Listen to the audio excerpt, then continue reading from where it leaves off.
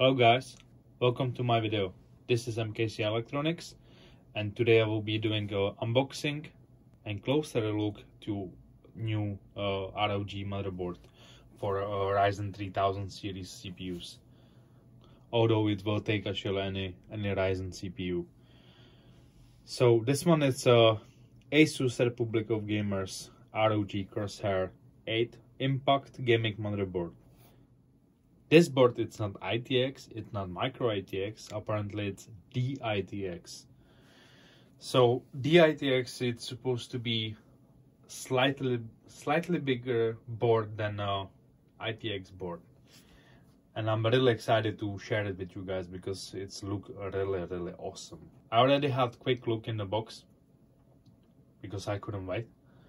But I did stop right there. I just saw the motherboard. I haven't seen the rest, no accessories, no nothing, so I will go through it with you guys. Let me adjust the camera so you can guys see it.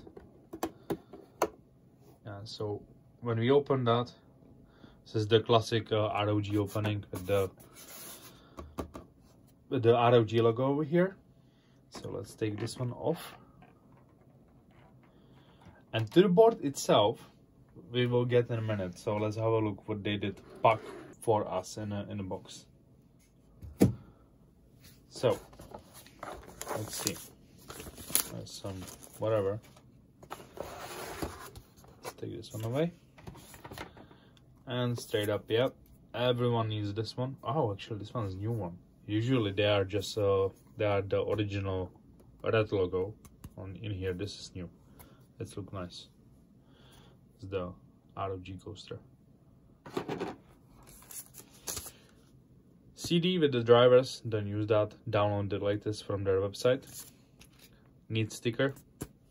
User guide. Actually guys, because this is all cutting edge technology, the latest and greatest, so I will be actually looking in that manual to find out some things here, because that is stuff what I never seen or didn't have a personal experience with.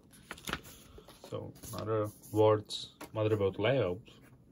Okay, so Asus warranty information for selected European countries. Okay, we are not in Europe. What's this one? Thank you for purchasing this ROG product. You have made the choice of champions. Okay.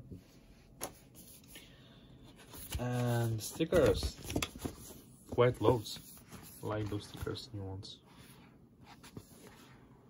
Oh, look at this one. This one looks cool.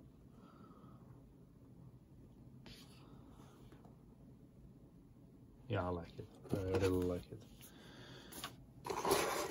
They always get me with their designs and stickers and all those small things. Ooh, that's packed. Okay, let's put it aside. That's quite packed. What is this? So, this one is... I have no clue what it is. But it's look like the...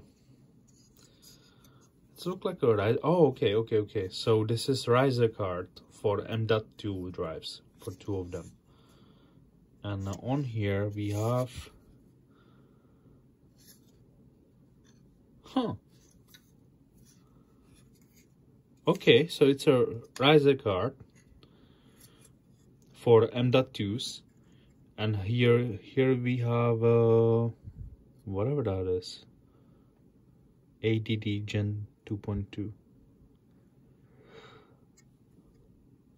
Got no clue, but it works as a fan hub for 2 fans, whatever that is. That's when that book will come handy. And 2 PCI Express slots for M.2, and obviously ROG on it. This one is aluminum, and so aluminum heatsink on it to keep those M.2 nice and cool. So let's put that back in the back and keep going with the accessories. So we have a SATA cables there, straight and with the L-shaped end. That's a one set. Another set, we have RGB cables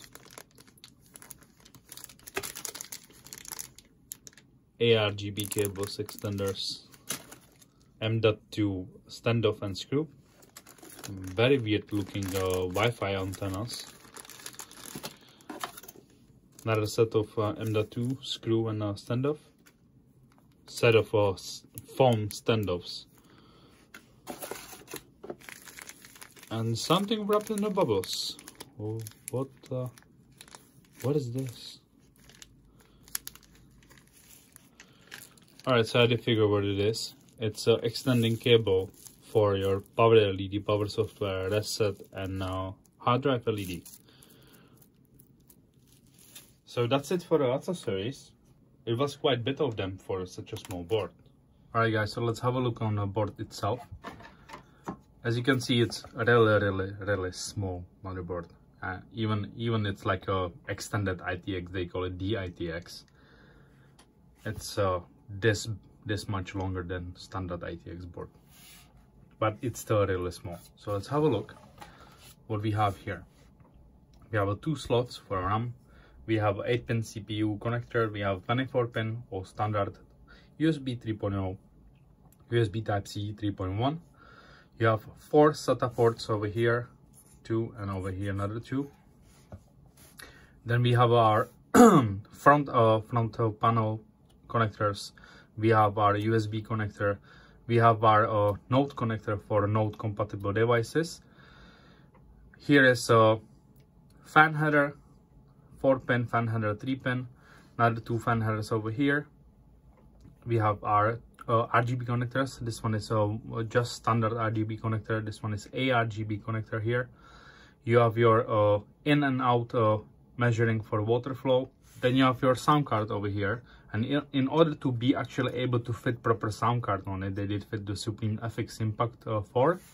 So they did come up with this solution. It's have like a M.2 looking slot, and they did just connect the sound card into it, and so you have a nice and beefy sound chip on there. Here you have your front panel connector as well. And then we have a one PCI Express 16. It's all rigid and like a armory thing on it, metal one. You have a SODIMM.2, that's for that riser card, this one, where you can put 2 M.2 slots, where you can put your radiator fans, and then you have your other sub LED connector Gen 2. So that's the riser card, and it goes in like that, like that, and then you put your M.2s in there, and it looks nice. It doesn't take any space. It's a really well thought motherboard. So let's put this one aside. So this motherboard is actually LN2 ready, and you have here a slow mode switch. You have your LN2 jumper here and temperature sensor. Can you imagine this one on LN2? Look at that. It's quite awesome. So obviously I didn't see any area in here what would indicate they have a chipset over here. So the chipset, it's actually here in that IO shield area, and you have 2 active fans in here which help to cool chipset and the VRMs itself. So overall I think it's very smart solution, and they have a ROG logo here. Look at that.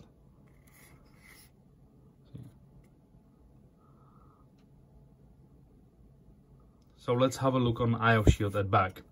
The IO shield they did make very smart as well. So in the front, actually, I forget to mention the start button. So they have the start button if you have the motherboard on the test bench. And at back, they have the reset button here. They have their BIOS flash button. Yeah, so you press that one and you can flash your BIOS. And they have a clear CMOS button here, your connection for a Wi-Fi. It says Wi-Fi 6.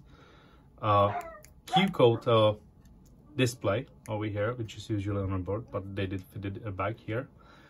Your sound card connectors, but this one is look interesting because it's have just mic in, line out, line in. I don't see speakers, unless with that front panel connector, they just like, okay, you're using the front panel connectors. It's alright. Yeah, anyway, you would use that one for the headphones, isn't it?